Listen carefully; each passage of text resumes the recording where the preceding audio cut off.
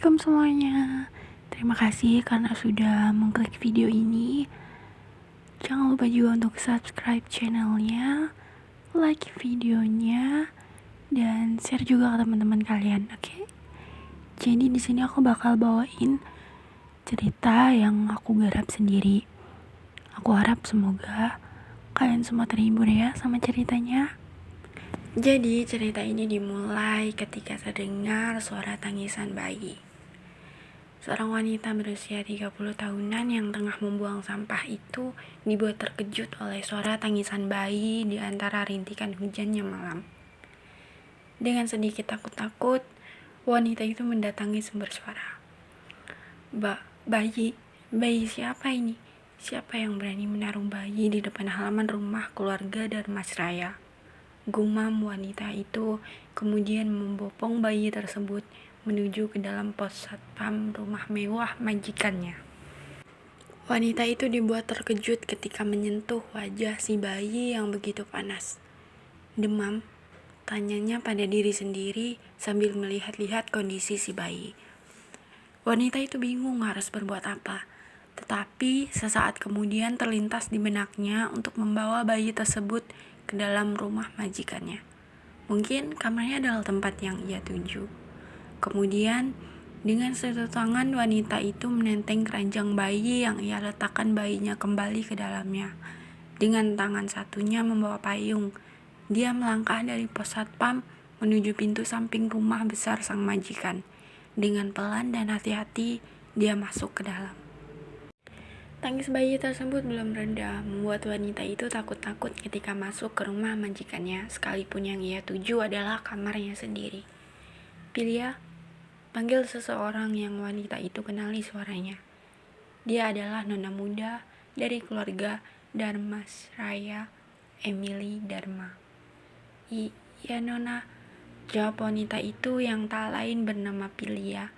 Wanita 30 tahunan yang sudah bekerja selama 10 tahun di rumah besar utama Darmasraya, menggantikan mendiang ibunya yang memiliki kontrak kerja sampai 30 tahun, tetapi malah meninggal di saat Pilia berusia 20 setelah 2 tahun bekerja, yang artinya Pilia masih butuh 18 tahun lagi untuk menyelesaikan kontrak kerja tersebut. Suara tangisan bayi kembali terdengar. Itu bayi siapa? Tanya Emily menatap keranjang bayi yang Pilia pegang. Ini saya temukan di dekat pos satpam, jawab Pilia dengan takut-takut. Siapa yang berani menaruh bayi di sana? Tanya Emily dengan sedikit emosi. Kemudian dia mengambil alih keranjang bayi tersebut dan membopongnya menuju sofa yang ada di ruangan tersebut. Haish, kau ambilkan pakaian Vienna di kamarnya sana, perintah Emily dengan cepat. Kemudian Pilia pun bergerak tak kalah cepat menuju kamar anak kecil bernama Vienna yang Emily maksud. Pilia harus membuka pintu kamar Vienna, anak pertama dari kakak kedua Emily, dengan pelan agar si Vienna yang tengah tertidur di ranjang berpagar itu tidak terganggu tidurnya. Pilia bergerak cepat, namun tanpa suara. Dia segera membuka satu lemari paling bawah milik Vienna dan mengambil asal baju, kemudian dengan segera kembali keluar dan menutup pintu kamar tersebut seperti semula. Ini nona, ujar Pilia kemudian sambil menyodorkan sesetel baju bayi pada Emily yang dengan sigap melepaskan pakaian agak basah si bayi yang Pilia temukan. Di pos tidak ada satpam kah? Tanya Emily kemudian. Seingat Pilia, sore tadi si satpam menghampirinya untuk pamit pulang sebentar karena ia ditelepon oleh sang istri. Jadi, tadi ketika ia menemukan bayi tersebut, si satpam tak terlihat batang hidungnya. Pak Satpam pamit pulang tadi sore, nona, jawab Pilia kemudian. Emily menganggukkan kepalanya. Kemasi pakaian bayi ini dan cuci, perintah Emily kemudian, tangannya dengan cekatan menggendong si bayi. Kasihan bayi ini, bisa-bisanya ada orang yang tega membuangnya. Untungnya ke rumah keluarga Darmasraya yang baik hati, lanjut Emily berujar sambil menatap wajah si bayi mungil yang ia perkirakan masih berusia 4 mingguan.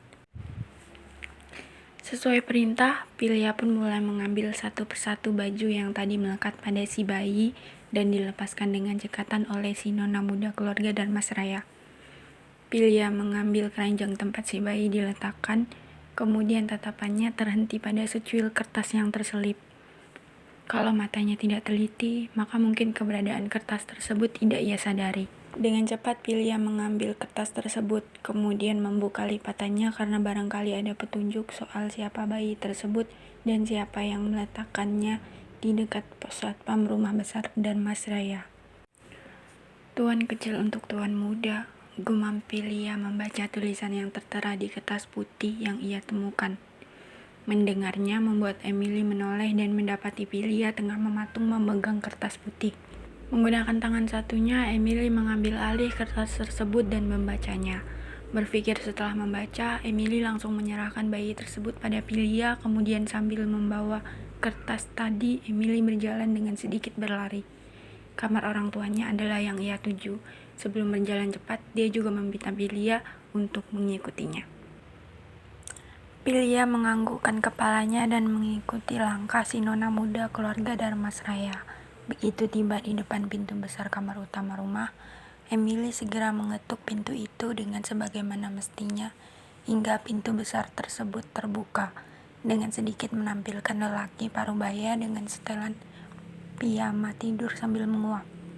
"Emily, ada apa?" tanya lelaki tersebut merasa heran, karena di jam-jam begini anak ketiganya atau putri keduanya itu belum tertidur. "Papa, Pilia menemukan bayi di dekat pos satpam dan di keranjang bayi tersebut ada kertas bertuliskan tuan kecil untuk tuan muda," jawab Emily sambil menunjukkan kertas tersebut pada lelaki parubaya yang tak lain adalah Gana Dharma, si kepala keluarga Darmasraya. "Lalu?" tanya Tuan Gana menatap heran pada Emily. "Tuan muda siapa yang dimaksud kertas itu?" tanya Emily kemudian. "Ini sudah larut, Emily. Besok saja kita urus. Dan lagi, kenapa kamu belum tidur di jam tidur? Lihat, ini sudah pukul 11 malam. Lekas tidur dan bangun besok pagi untuk mencari tahu identitas si bayi," perintah Tuan Gana sambil menutup pintu seperti semula. Matanya masih mengantuk karena di cuaca hujan gerimis seperti ini terasa sangat nyaman jika digunakan untuk tidur. Emily menatap Pilia yang tengah menggendong si bayi yang untungnya tidak lagi menangis.